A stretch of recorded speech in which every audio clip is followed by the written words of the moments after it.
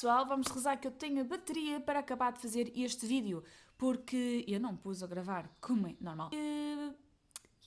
E agora vamos fazer um livro que li no Manga Lipomania, porque isto com Manga Lipomania vão acabar alguns livros que por acaso vão aparecer por cá. Vai ser um overflow de opiniões aqui pelo Booktube português. Venho-vos trazer a opinião deste livro, Terra dos Dragões, de James Owen. Este livro vai ser também para o Maratona de Estações Literárias da Ana de Finks Fly e da Croma dos Livros. E também penso que dá para o Aventuras Épicas que ainda acaba em maio, da Words e da Marta. Este livro foi um livro que eu trouxe dos livrinhos que estavam para trocar no Encontro Booktubers em Leiria, que foi no ano passado. Que eu espero que haja este ano. E então, o que é que eu vos posso dizer? Recomendaram porque disseram, sabem que eu gosto de fantasia e disseram que este livro é muito fixe. E eu, claro, eu gosto muito das opiniões que me deem opiniões e trouxe o livro. Este livro vocês veem, a Terra dos Dragões, eu penso vai ser uma terra que vai ter muitos dragões, etc. Não é isso o início que vocês começam. Vocês começam em Londres. Em Londres, e uma pessoa que teve na Segunda Guerra Mundial, que está com um trauma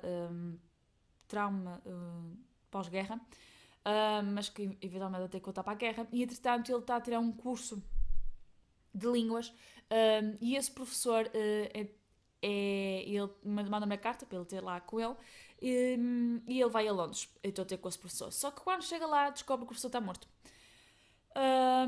Aliás, nós começámos o livro exatamente com a cena em que esse professor é morto. Portanto, isto não é muito spoiler, porque vocês basta pegar na primeira folha e vocês veem já que alguém vai ser morto. Aliás, está aqui atrás. Um professor de Oxford morre em estranhas circunstâncias e um dos seus discípulos recebe o que aparentemente parece ter sido o móvel do crime, um exemplar do Atlas Imaginário Geográfica. Portanto, este livro todo é acerca de um livro chamado Imaginário Geográfico. O que é que é? O próprio nome diz Imaginário, Imaginação Geográfica. É um mapa com várias ilhas, aquilo é todo um arquipélago, mas que tem várias ilhas. Este mundo do arquipélago é um mundo onde todos os mitos, lendas, histórias, tudo, personagens, de tudo que nós ouvimos aqui no nosso mundo, está tudo lá. Ou seja, vocês podem pegar em qualquer ponto da nossa imaginação, aparece lá. E é fantástico ver estas personagens todas no mesmo universo, até certo ponto. E eu já vou passar a falar disso. Então, eu sou essa pessoa que nós estamos a ir ver até Oxford, é o John, e quando chega lá sabe que ele está morto, mas ele não sabe porquê, porque para ele é um professor de Oxford, não sabe nada do Imaginário Geográfico, nem sabia ele que tinha sido nomeado zelador desse livro. Até que aparecem outras duas pessoas que também iam ter com esse professor, aliás, que iam para Oxford e que entretanto são apanhados no meio também desta história, e eles vão ter à casa, que era nada menos, o apartamento 22B, que era onde vivia o Sir Arthur Conan Doyle, não é? E o Shakespeare. Ai meu Deus, caramba, mas que agora estou-me a esquecer do nome. Sherlock. Até que, entretanto, essas pessoas estão lá e entra uma pessoa muito estranha pelo meio, que é o Bert. Porque estes nomes, nós passámos o livro todo só com estes nomes e no final, quando vemos quem essas personagens são, ficamos... Não, este tempo todo eu nunca cheguei lá! E então eles descobrem então tudo e são levados para o arquipélago porque senão eram mortos por Wendigos. Mas não vos posso dizer, posso só dizer que é uma aventura repleta de muita fantasia. As personagens são muito diferentes e até estão bem construídas. Gosto muito do... O John não é exatamente a personagem que eu gostei mais. Por incrível que pareça, é o principal, mas não é o que eu gostei mais. Gostei muito do Jack, por exemplo. Gostei muito do Bert, da Even, até do Nemo, quando o Nemo aparece aqui. O vilão, que chama-se o Rei do Inverno, não me aquece nem me arrefeça, achei que foi aquele vilão, é o vilão típico, vilão só por ser vilão. Depois entendemos quem é que ele é, etc, mas não é aquele vilão que me atraísse muito. Mas gostei de todos os pontos que eles foram e os elementos que estão aqui e que estão associados ao dragão. Tenho que dizer uma personagem que para mim vai ser uma das personagens também mais queridas que vai entrar na minha vida, porque ele é uma personagem secundária aqui, mas ele é tão fofo, que é o Henriquete. Chamam-lhe Henriquete. O Henriquete é um texugo. É um texugo que fala mal, que tem uma paixão por académicos de Oxford e que tem um livro de culinária que tem várias receitas, incluindo uns bolos de mirtilho que são tão secos que aquilo é usado como uma arma de arremesso. É, de facto, a personagem mais adorável até agora. Eu tinha que ter uma receita dessa. Seria algo que eu conseguiria fazer e matar alguém com um bolo de mirtilo assim tão seco. E porquê o mirtilo? E depois tem uma justificação para o mirtilo tão fofa. E vocês têm estas marcações todas. Eu passei o livro todo a fazer marcações.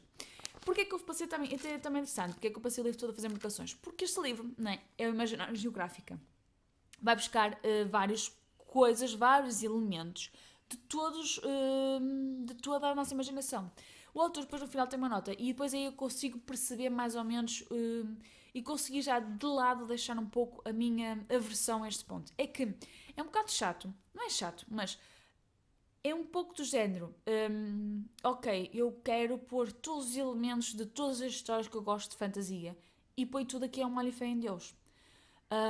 Nós estamos a ler, a ação vai acontecendo e vamos buscar elementos. Isto parece desta história, isto parece daqui, isto parece daquilo. É constante, chega a um ponto que é muito constante à medida que, vamos, que a história que tem uma ação mais rápida. É constante esta situação que eu vos estou a dizer. E chega a um ponto que é um bocado enervante, porque não tem uma linha, ou seja, não há um tema, não há ali uma linha que ele segue que digas, pronto, mas então ele está a seguir por aqui, ele vai buscar elementos daqui. Não.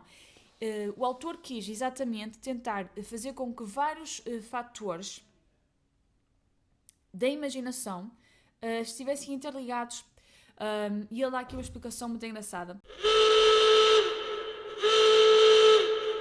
Mas basicamente o que ele justifica é que uma das personagens, nós depois associamos logo que é ao Noé, mas eu não queria só que ele fosse Noé, porque também há outra história que é o da Caleão, e então ele tentou misturar estas duas personagens. E a mulher dele seria... e o Deucalião, portanto, recebeu do Prometeu um presente, que é o pai dele. E a filha dele, a mulher dele, seria a filha da Pandora. E, portanto, como o Deucalião recebeu do pai o presente dos deuses, a Pandora também teria recebido da mãe a caixa da Pandora. Então, daí a justificação e a mistura daquelas histórias todas. Daí eu ter percebido, depois de ter deixado de parte um bocado a minha versão e consegui perceber o porquê de várias coisas estarem interligadas. No entanto, não deixa de ser, penso que se calhar refinado mais um bocadinho, não estaria melhor. Eu gostei muito da história, apesar disso tudo. Mas tem aqui alguns pontos que eu achei fascinantes e que eu tenho que dizer, por isso é que eu tenho estas marcações todas. Por exemplo, achei fantástica a ideia de haver carros. E isto é o Requete que está a contar. Eles chegam à cidade principal e o Charles, que é um dos zeladores, pergunta fascinante, como é que trabalha o carro? Porque eles chamam aos carros princípios. E ele, fascinante, exclama o Charles, como é que ele trabalha? E o Requeto responde, chega bem para todos os propósitos práticos, afirma o Requeto. Não, eu queria dizer, o que é que lhe dá força motriz? Todos temos lugares onde ir, responde o Henriqueto. O que é que te dá a ti força motivos?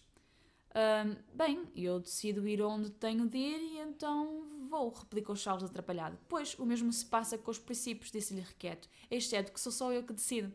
Portanto, achei fantástico um carro que anda só por princípios, ou seja, pelo motivo que a pessoa que está a conduzir e é aí que ele resolve arrancar. Seria engraçado ver, precisamente os nossos carros, num dia em que nós não queremos trabalhar, arrancarem. Há uma ilha que eles chegam e que vocês topam logo também qual é a história bíblica que eles foram buscar. E toda a história, que é que eu já falei um bocado no início do Ordomas. Depois aparece aqui também lendas arturianas, várias personagens das lendas arturianas, por acaso. E pronto, eu não vou dizer mais também, eu vou estar aqui a spoiler bastante.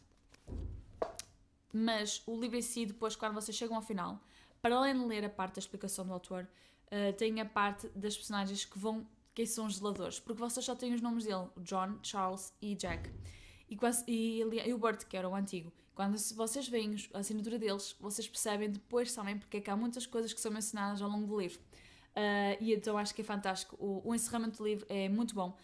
Valeu a pena pela história em si e, portanto, recomendo. Se gostam de fantasia, recomendo-vos muito este livro porque é maravilhoso. Acho que está muito bem conseguido e é um livro que vai-vos encher as medidas em termos de fantasia. É um livro leve, lê-se muito, muito rápido. Por isso, é um bom livro para... se vocês leram, por exemplo, um livro muito pesado, este vai ser maravilha para vocês. Deixo aqui a opinião, digam nos comentários se já leram este livro, se não, se já conheciam o autor. Eu não conhecia. E depois nem vos disse, os dragões aparecem pelo meio, também é verdade. Digam nos comentários se gostaram e até à próxima vídeo.